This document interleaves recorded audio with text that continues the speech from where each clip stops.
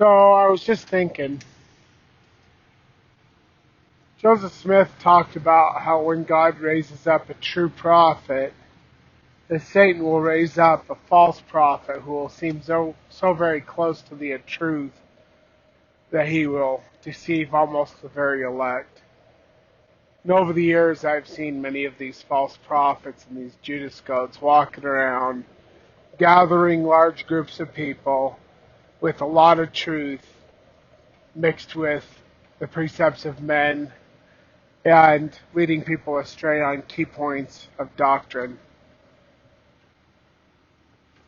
There are a couple of groups who are trying to gather Zion to the center place, which we know is Independence, Missouri. But the only problem with that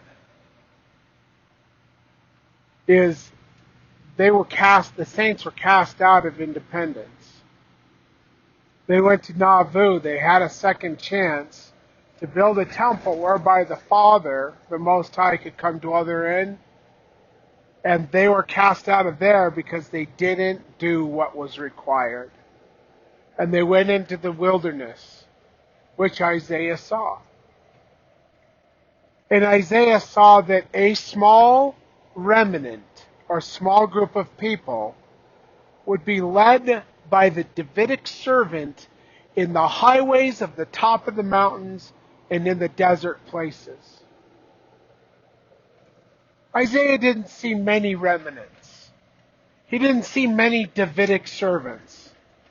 He saw the Davidic servant, possibly two, because there's salvation and righteousness, two different individuals.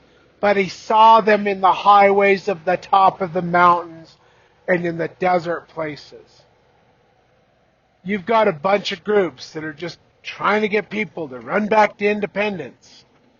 Problem is, Isaiah said that Zion will be born in the desert and in the wilderness, which does not describe Independence, Missouri, or anywhere around it, even a little bit. So when people are telling you, like one individual says he has the 1830 charter, and he is the legal owner of the charter of the original church, I call BS on that. Jesus said in section 124, January of 1841, if you don't do what I say, you'll be rejected as a church with your dead. And they didn't do what he said. And all of the branches were rejected as a church with their dead.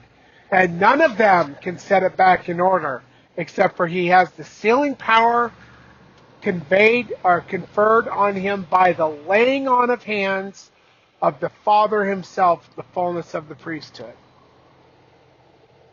Any of these other men like Denver Snuffer or whoever that pretend to be the true righteous leaders of the remnant, they are Judas goats, and you need to beware because they are trying to lead you astray. Very few will follow the true servant.